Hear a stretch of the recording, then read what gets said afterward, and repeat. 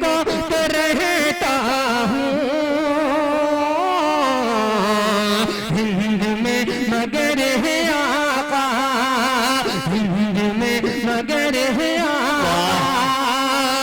رہنے کو تو رہتا ہوں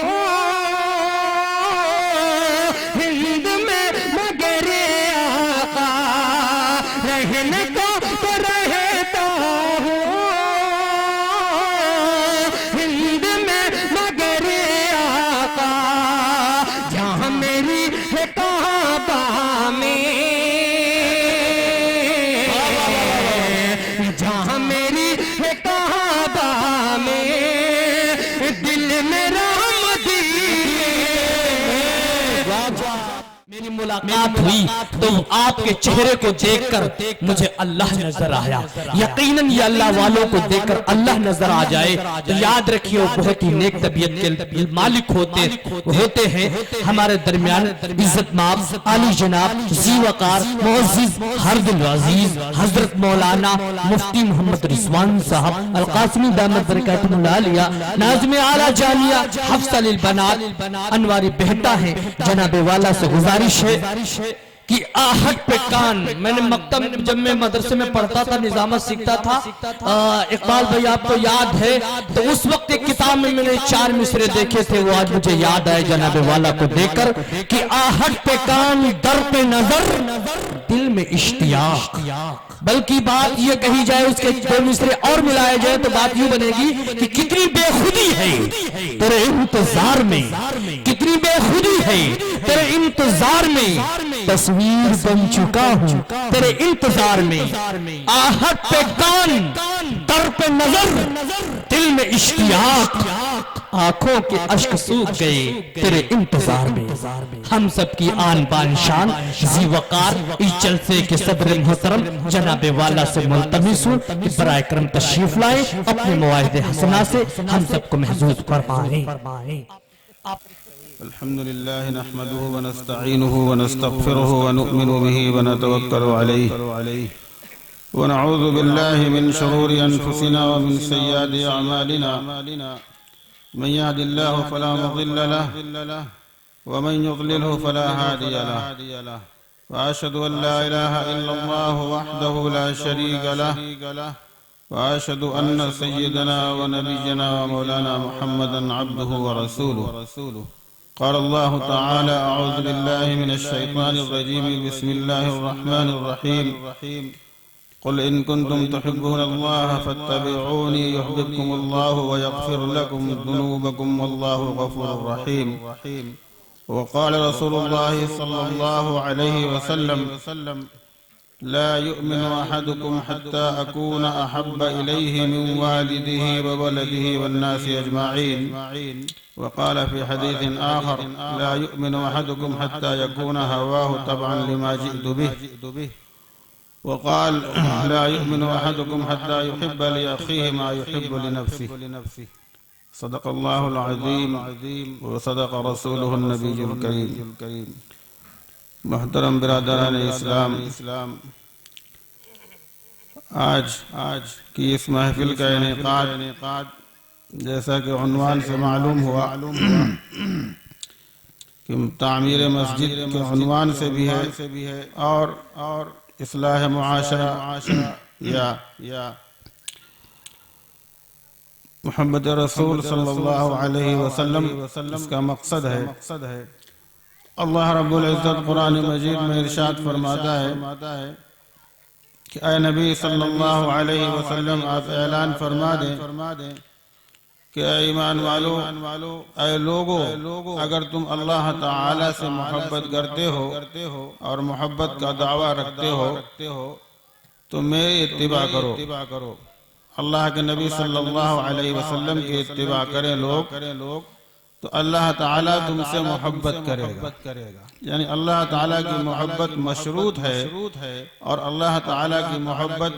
اس بات سے وابستہ ہے کہ ہم اللہ کے نبی صلی اللہ علیہ وسلم کی ذات اقدس سے محبت کرنے والے ہوں۔ یحببکم اللہ، اللہ تعالیٰ تم کو محبوب بنا لے گا۔ پہلا اللہ کی طرف سے انعام یہ ہوگا تم پر کہ محمد صلی اللہ علیہ وسلم کی اتباع اور آپ کی تابعداری اور آپ صلی اللہ علیہ وسلم کی زندگی کے مطابق اگر تم نے اپنی زندگی کو ڈھالا اور اپنی زندگی کے رخ کو بدلا تو اللہ تعالیٰ تم کو محبوب بنائے گا، تمہیں اللہ تعالیٰ کی محبوبیت مل جائے گی، تمہیں اللہ تعالیٰ کا قرب مل جائے گا، تمہیں اللہ تعالیٰ سے بہت نزدیکی حاصل ہو جائے گی اور تم اللہ تعالیٰ کی رحمتوں اور اس کی برکتوں کے سائے عاطفت میں رہو گے۔ اور دوسرا اللہ تعالیٰ تم پر جو انعام فرمائے گا وَيَغْفِرْ لَكُمْ ذُنُوبَكُمْ، اللہ تعالیٰ تمہارے گناہوں کو بخش دے گا، تمہاری خطاؤں سے درگزر کرے گا اور تمہارے درجات کو بلند کرے گا۔ یہ دونوں چیزیں کب ہوں گی؟ جب ہم اللہ کے نبی صلی اللہ علیہ وسلم کی اتباع اور فرما برداری کریں گے۔ دوسری حدیث میں اللہ کے نبی صلی اللہ علیہ وسلم نے اسی بات کو ارشاد فرمایا کہ تم میں سے کوئی اس وقت تک کامل مومن نہیں ہو سکتا جب تک میری محبت اس کے نزدیک اس کے اولاد، اس کے والد اور تمام لوگوں سے بڑھ نہ جائے۔ تو اللہ کے نبی صلی اللہ علیہ وسلم کی محبت جب تک ہمارے دل میں ہماری اولاد، ہمارے والدین اور تمام لوگوں سے زیادہ نہ ہو، اس وقت تک کوئی بھی شخص ایمان کے کامل درجے کو نہیں پہنچ سکتا، ایمان میں اس کو کمال حاصل نہیں ہو سکتا۔ اور کسی بھی چیز پر اللہ تعالیٰ کی طرف سے جو انعام ہوتا ہے وہ کامل اور مکمل کرنے پر انعام ملتا ہے۔ اگر آپ نے نماز پڑھی اور نماز آپ 3 رکعت پڑھیں اور چوتھی رکعت آپ نہ پڑھیں تو آپ کی نماز نہیں ہوگی۔ اگر آپ نے روزہ رکھا اور بالکل عصر تک آپ نے روزہ رکھا، ابھی سورج کے غروب ہونے میں چند لمحے باقی تھے اور آپ نے روزہ توڑ دیا تو آپ بتائیے پورا دن آپ نے بھوک پیاس برداشت کی، لیکن سورج کے ڈوبنے سے پہلے، روزے کو مکمل کرنے سے پہلے اگر کوئی شخص جو ہے پانی پی لے اس کا روزہ مکمل ہوا، اس کو کوئی ثواب ملے گا؟ ثواب نہیں، بلکہ اس کو اور سخت عذاب ہوگا کہ اس نے اللہ کی نافرمانی کی اور چند لمحے نہ رکا۔ تو جس طرح اللہ کے نبی صلی اللہ علیہ وسلم کی ذات سے محبت کرنے میں اللہ تعالیٰ راضی ہوتا ہے اور اللہ تعالیٰ نے گناہوں کو بخشنے کا وعدہ فرمایا ہے، اسی طرح اللہ کے نبی صلی اللہ علیہ وسلم سے محبت نہ کرنے میں اللہ ناراض ہوتا ہے اور اللہ تعالیٰ کی طرف سے ناراضگی آتی ہے۔ آج امت کا جو حال ہے وہ ہم سب کے سامنے ہے کہ اللہ تعالیٰ کی محبت سے ہم لوگ دور ہو چکے ہیں۔ اس کی وجہ یہ ہے کہ ہم نے اللہ کے نبی صلی اللہ علیہ وسلم کی محبت کو اپنے دلوں سے نکال دیا اور اپنی زندگی میں اللہ کے نبی صلی اللہ علیہ وسلم کی سنتوں کو نکال دیا۔ آج ہماری زندگی میں شریعت کے احکام نہیں ہیں، اللہ کے نبی صلی اللہ علیہ وسلم کی سنتیں نہیں ہیں۔ آج ہماری زندگیاں نماز سے خالی ہیں اور مؤذن اللہ اکبر کا اعلان کرتا ہے، حی علی الصلاح، نماز کی طرف آؤ، حی علی الفلاح، کامیابی کی طرف آؤ۔ کیا ہم مسجد کو آباد کرتے ہیں؟ کیا ہم اللہ کے نبی صلی اللہ علیہ وسلم کی اس فریضے کو اور اس سنت کو ادا کرتے ہیں؟ جبکہ اللہ کے نبی صلی اللہ علیہ وسلم ارشاد فرماتے ہیں کہ جعلت قرۃ عینی فی الصلاۃ، کہ میری آنکھوں کی ٹھنڈک نماز میں ہے، میری آنکھوں کی ٹھنڈک نماز میں ہے۔ اور اے بلال اقمنا الصلاۃ وارحنا، کہ نماز کو قائم کرو اور ہمیں راحت پہنچاؤ۔ تو اللہ کے نبی صلی اللہ علیہ وسلم کی آنکھوں کی ٹھنڈک جس چیز میں تھی، آج ہماری زندگی اس سے کتنی دور ہے کہ آج ہماری مسجدیں خالی ہیں اور مؤذن اذان دیتا ہے اور حی علی الصلاح کا آواز لگاتا ہے، نماز کی طرف آؤ، حی علی الفلاح، کامیابی کی طرف آؤ، لیکن آج ہم مسلمان اس کان سے سنتے ہیں اور اس کان سے نکال دیتے ہیں، مسجد کی طرف نہ آ کر بازاروں کی طرف جاتے ہیں، اپنے لہو و لعب میں، اپنے کھیل تماشوں میں مشغول رہتے ہیں اور مسجدیں ویران ہیں۔ حالانکہ اللہ تعالیٰ قرآن مجید میں ارشاد فرماتا ہے انما یعمر مساجد اللہ من آمن باللہ والیوم الآخر کہ مسجدوں کو وہ لوگ آباد کرتے ہیں جو اللہ پر اور قیامت کے دن پر آخرت کے دن پر ایمان رکھتے ہیں تو مسجد کو آباد کرنا یہ اس کے ایماندار ہونے کی علامت ہے اللہ کے نبی صلی اللہ علیہ وسلم نے ارشاد فرمایا کہ جو شخص مسجد کو آباد کرتا ہے اس کے ایماندار ہونے کی گواہی دو تو مسجد کو بنانا اصل نہیں ہے، اصل ہے اس کو آباد کرنا، اور مسجد کی آبادی یہ ہے کہ اس میں ہم نمازوں کے لیے حاضر ہوں، ہماری اس میں حاضری ہو۔ اللہ تعالیٰ کا یہ سب سے بڑا محترم شان حکم ہے نماز پڑھنا، اور اللہ کے نبی صلی اللہ علیہ وسلم نے ارشاد فرمایا الصلاۃ عماد الدین، نماز کیا ہے؟ یہ اس دین کا ستون ہے۔ من اقامہ فقد اقام الدین، جس نے نماز کو قائم کیا اس نے دین کو قائم کیا۔ ومن ہدمہ فقد ہدم الدین، اور جس نے نماز کو قائم نہ کیا اس کو ڈھا دیا، اس نے پورے دین کو ڈھا دیا، اس نے پورے دین کو ختم کر دیا۔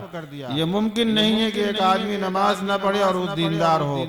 دین کی بنیادی شرط اور سب سے پہلی شرط نماز ہے۔ اللہ کے نبی صلی اللہ علیہ وسلم پر سب سے پہلے نماز فرض ہوئی ہے۔ آپ صلی اللہ علیہ وسلم کو جو معراج میں بلایا گیا تو وہاں پر روزے کی فرضیت نہیں ہوئی، زکوٰۃ کی فرضیت نہیں ہوئی، حج کی فرضیت نہیں ہوئی، بلکہ نماز کی فرضیت ہوئی، اور ان فرائض کی تو مدینہ منورہ میں فرضیت ہوئی۔ حج ہے، زکوٰۃ ہے، روزہ ہے، ان سب کی فرضیت مدینہ منورہ میں ہوئی ہے، لیکن مکہ مکرمہ میں اللہ کے نبی صلی اللہ علیہ وسلم کو معراج کے لیے جو بلایا گیا، آپ تشریف لے گئے اللہ کے پاس، وہاں پر 50 نمازیں فرض کی گئی، 50 نمازیں اللہ اپنے حبیب صلی اللہ علیہ وسلم کو جو تحفے میں دی تھی وہ 50 نمازیں دی تھی۔ موسیٰ علیہ السلام کے پاس اللہ کے نبی صلی اللہ علیہ وسلم آئے آسمان پر، موسیٰ علیہ السلام نے فرمایا اے محمد صلی اللہ علیہ وسلم کیا اللہ نے عطا فرمایا؟ اللہ کے نبی صلی اللہ علیہ وسلم نے فرمایا کہ 50 نمازیں اللہ نے ہم پر فرض فرمائی ہیں، امت کے لیے یہ تحفہ ہے۔ موسیٰ علیہ السلام نے فرمایا کہ اللہ کے پاس جائیے اور اللہ تعالیٰ سے آپ درخواست کریں کہ آپ کی امت اتنی نمازیں نہیں پڑھ پائے گی، کچھ تخفیف کروائیے۔ حضور پاک صلی اللہ علیہ وسلم دوبارہ اللہ کے جناب میں حاضر ہوئے، درخواست کیا، اللہ تعالیٰ نے نماز 5 کم کر دی۔ اس طرح اور کم ہوتی رہی، کم ہوتے 45 نمازیں اللہ تعالیٰ نے کم کر دی اور 5 نمازیں فرض کی، اور اللہ تعالیٰ نے فرمایا ما یبدل القول لدی، کہ ہمارے وہاں بات بدلی نہیں جاتی ہے، جو شخص یہ 5 نمازیں پڑھے گا اس کو ہم 50 نمازوں کا ثواب دیں گے۔ جو شخص یہ 5 نمازیں پڑھے گا اس کو 50 نمازیں پڑھنے کا ثواب ملے گا۔ اللہ تعالیٰ کی طرف سے عطایا ایسی برستی ہیں جیسے بارش کے موسم میں بارش برستی ہے۔ اللہ تعالیٰ کی نعمتیں ہماری بخشش کے لیے اور ہماری مغفرت کے لیے بہانہ ڈھونڈتی ہیں۔ اگر ہم اللہ تعالیٰ کی طرف ایک بالشت چلیں گے تو اللہ تعالیٰ کی رحمت ایک ہاتھ ہماری طرف آئے گی، اور اگر ہم ایک ہاتھ اللہ تعالیٰ کی طرف چلیں گے تو اللہ تعالیٰ کی رحمت ہماری طرف 2 ہاتھ آئے گی۔ اللہ تعالیٰ ہماری طلب کو دیکھتا ہے، ہماری طلب کو دیکھتا ہے۔ اگر ہم اپنے ایمان کو اور اپنے یقین کو مضبوط کریں گے تو وہ نماز کے ذریعے سے ہوگا۔ نماز کے ذریعے بندے مومن کا ایمان قوی ہوتا ہے، اللہ تعالیٰ کی ذات پر اس کا ایمان ہوتا ہے، اس کا یقین یہ بنتا ہے کہ اس کی ہر چیز کا مالک اللہ تعالیٰ ہے، ہر خیر کا مالک بھی اللہ اور ہر شر کا مالک بھی اللہ ہے۔ ہمارے تمام مسائل کا حل اللہ تعالیٰ کے پاس ہے، اور یہ نماز کیا ہے؟ یہ مومن کی معراج ہے۔ مومن ایمان والا مسلمان اس نماز کے ذریعے سے اللہ تعالیٰ سے اپنے مسائل کو حل کراتا ہے، اللہ تعالیٰ اس کے مسائل کو حل فرماتا ہے، اللہ تعالیٰ اس کی پریشانیوں کو دور فرماتا ہے۔ آج ہم سب پریشان ہیں، ہر گھر میں یہ مسئلہ ہے، لوگ بیمار ہیں، لوگ تکلیفوں میں ہیں، لوگ آزمائشوں میں ہیں، لوگ پریشانیوں میں ہیں، گھروں کے اندر برکتیں نہیں ہیں، چین و سکون نہیں ہے، امن و عافیت نہیں ہے، اس کا مقصد کیا ہے، اس کی بنیاد کیا ہے؟ بیماروں کے لیے علاج کے لیے ہم ڈاکٹر کے پاس جاتے ہیں، اور دلوں کا سکون اس کے لیے ہم ادھر ادھر بھٹکتے ہیں۔ اگر ہم مسجد کی طرف آئیں یا ہماری مائیں اور بہنیں گھروں میں نماز کی پابند ہو جائیں اور گھروں کے اندر رہتے ہوئے نمازوں کی پابندی کریں، بچوں کو نماز کی پابندی کرائیں۔ اللہ کے نبی صلی اللہ علیہ وسلم نے فرمایا مروا اولادکم بالصلاۃ وهم ابناء 7 سنین، کہ اپنی اولاد کو نماز کا حکم کرو جب وہ 7 سال کے ہو جائیں، وَاضْرِبُوهُمْ عَلَيْهَا وَهُمْ ابناء 10 سنین، اور 10 سال کی عمر میں ان کو تنبیہ کرو، ان کو مارو بھی اگر وہ نماز نہ پڑھیں۔ تو اسلام نے تربیت کا اور تعلیم کا جو نظام بنایا ہے، اگر اس نظام کو اختیار کیا جائے اور اگر اس تربیت کا ماحول اپنے گھروں میں ہم پیدا کریں اور مسجدوں کو آباد کریں تو ہمارا معاشرہ خوشحال معاشرہ بنے گا، ہمارے معاشرے سے بیماریاں ختم ہوں گی، ہمارے معاشرے سے جو بے سکونیاں ختم ہوں گی، بد امنی ختم ہوگی، امن و امان ہوگا، ہمارے دلوں کو اللہ تعالیٰ مطمئن فرمائے گا۔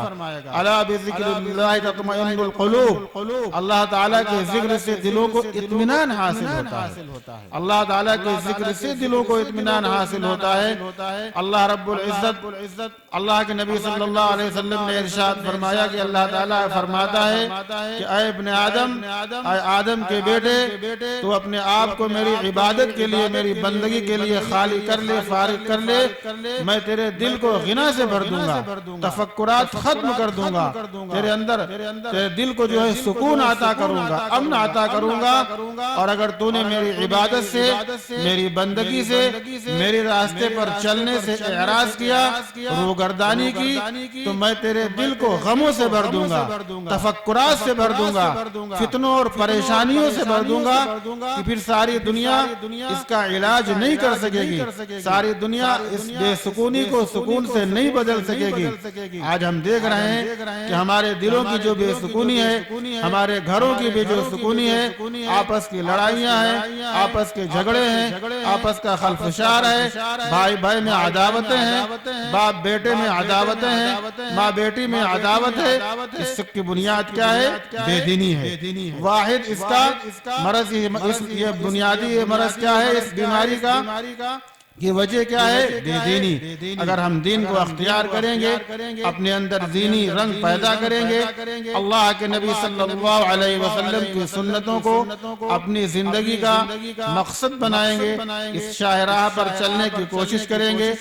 اور اللہ کے نبی صلی اللہ علیہ وسلم نے جو اسلام کی شکل میں بہترین نظام زندگی ہم کو عطا فرمایا ہے، زندگی گزارنے کا ایک مہذب، ایک شائستہ اور ایک بہترین طریقہ ہمیں بتلایا ہے، جس سے اچھا کوئی طریقہ دنیا میں نہیں ہے اور نہیں ہو سکتا ہے، جس پر چل کر ہم دنیا کے اندر بھی کامیاب ہو سکتے ہیں اور آخرت میں بھی ہم کامیاب ہو سکتے ہیں، جس نے ہم کو بتلایا کہ ہم پڑوسی کے ساتھ کیسا سلوک کریں، اپنے جو ہے پڑوسی چاہے وہ مسلمان ہو یا غیر مسلم ہو، کوئی بھی، ہر ایک کے ساتھ ہمیں اپنے پڑوسی کے ساتھ اچھا سلوک کرنا ہے، ہر انسان کے ساتھ اچھا سلوک کرنا ہے۔ ایک مسلمان کی زندگی اللہ کے نبی صلی اللہ علیہ وسلم کی سنتوں کے مطابق اگر گزرے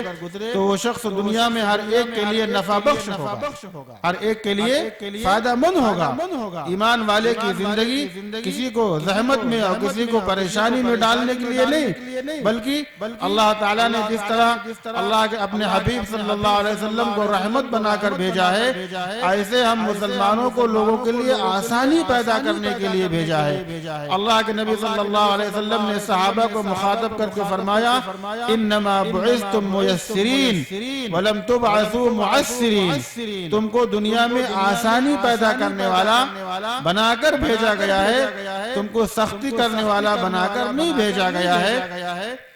واقعہ یہ ہوا کہ ایک مرتبہ ایک صحابی دیہات کے رہنے والے آئے، مسجد نبوی میں معلوم نہیں تھا ادب، پیشاب کرنے لگے، صحابہ نے ان کو روکنا چاہا، اللہ کے نبی صلی اللہ علیہ وسلم نے فرمایا ان کو کر لینے دو۔ اس کے بعد پیشاب کر لیا، آپ صلی اللہ علیہ وسلم نے ایک ڈول پانی منگوایا اور اس کے فرش پہ ڈال دیا اور اس کو پاک کر دیا۔ پھر اس کے بعد ان صحابی کو بلایا جو دیہات کے تھے، ابھی تربیت اور تعلیم ان کی نہیں ہوئی تھی، فرمایا کہ یہ مسجد اللہ کا گھر ہے، یہاں پر اللہ کی عبادت کی جاتی ہے، یہ اس طرح نازیبہ چیزوں کا کرنا ایسے مناسب نہیں ہے۔ تو یہ اللہ کے نبی صلی اللہ علیہ وسلم کے اخلاق ہیں، آپ کی اعلیٰ تعلیمات ہے کہ آپ صلی اللہ علیہ وسلم نے سارے کبھی کسی سے اپنی ذات کے لیے انتقام نہیں لیا، لوگوں کی غلطیوں پہ عفو درگزر کرنا، ان کو معاف کر دینا، یہ خود اللہ کے نبی صلی اللہ علیہ وسلم نے اپنی پوری زندگی میں اس پہ عمل کیا، اور